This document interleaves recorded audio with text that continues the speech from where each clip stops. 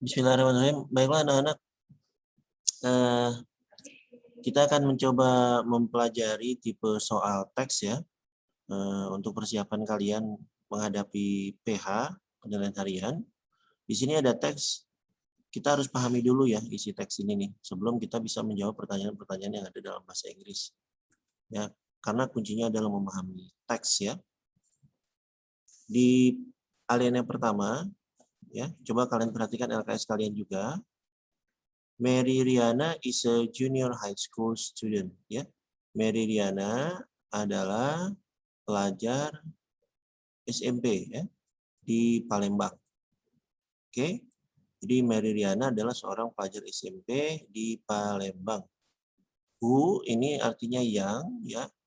Won memenangkan, ya.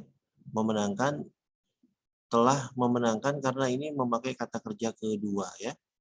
The International Mathematics Olympiad in Swiss 2014. Nah, si Mary Riana ini adalah murid SMP ya. Murid SMP di Palembang yang sudah memenangkan perlombaan Olimpiade Matematika yang diadakan di Swiss di tahun 2014 ya.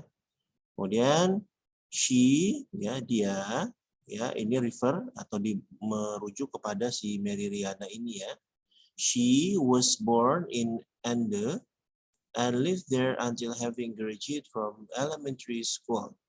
Nah, dia lahir di Ende. Ini nama tempat ya, nama tempat. Kemudian tinggal di sana, tinggal di Ende ini until sampai having graduated from elementary school, sampai dia lulus ya dari sekolah dasar ya.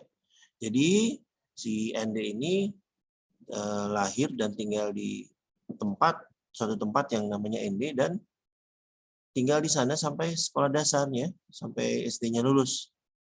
Oke, berikutnya next, she moved to Palembang. Dia pergi ke Palembang with her family until now. Ya, jadi di alinea pertama ini biodatanya Mary Riana. Mary Riana itu lahirnya di Ende dan tinggal di sana sampai sekolah dasar ya, sampai sekolah dasar. Kemudian dia pindah ke Palembang dengan keluarganya sampai sekarang.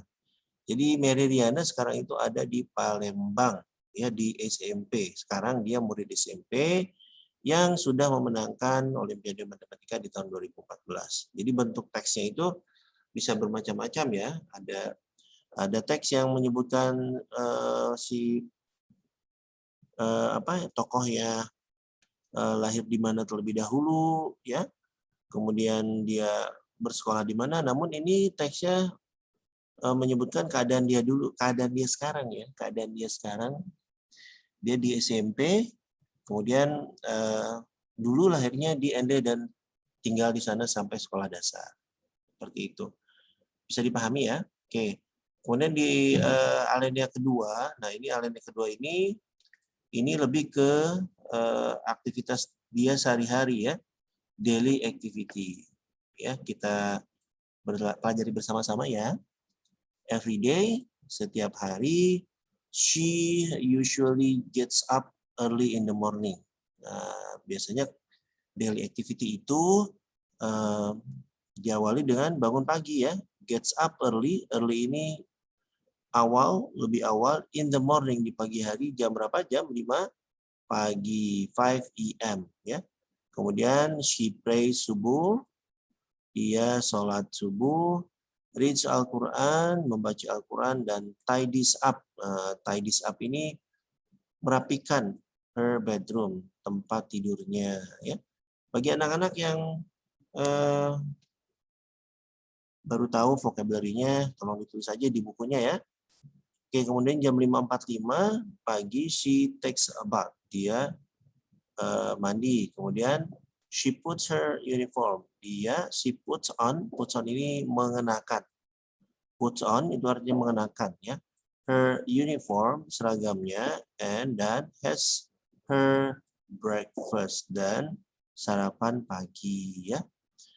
Kemudian she goes to school. Dia pergi ke sekolah at 6:30 AM, jam 6.30 ya. She usually, dia biasanya goes to school, pergi ke sekolah by bicycle, dengan sepeda. Her class, kelasnya begins ini mulai ya, artinya at 7 a.m. ya, jam 7 pagi sampai around 1 p.m. Oke, the bell rings ya. Pada jam 1 siang bel sekolah berbunyi ya.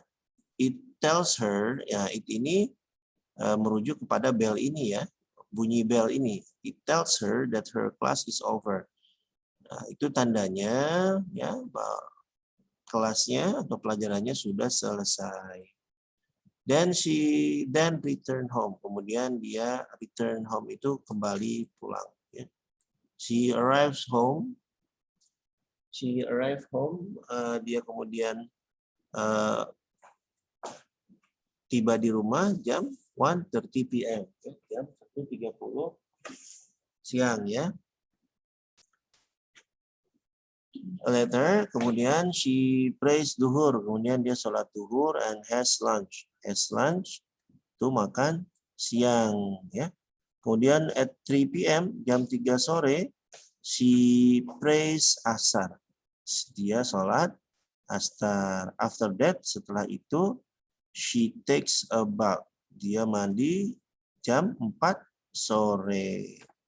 Kemudian ya, she prays, dia sholat maghrib with her parent, dengan orang tuanya.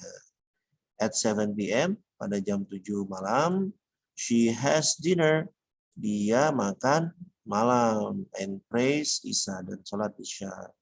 Afterwards, setelahnya, she prepares, dia menyiapkan her stuff, barang-barangnya for the next day school, untuk sekolah keesokan harinya. Belajar, studies, and sometime, dan terkadang menonton TV.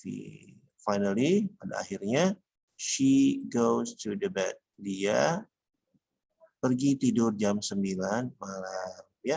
Jadi seperti itu cara menerjemahkannya. Kalau kalian kayaknya ini kata-kata baru deh, atau kayaknya belum pernah tahu nih ya.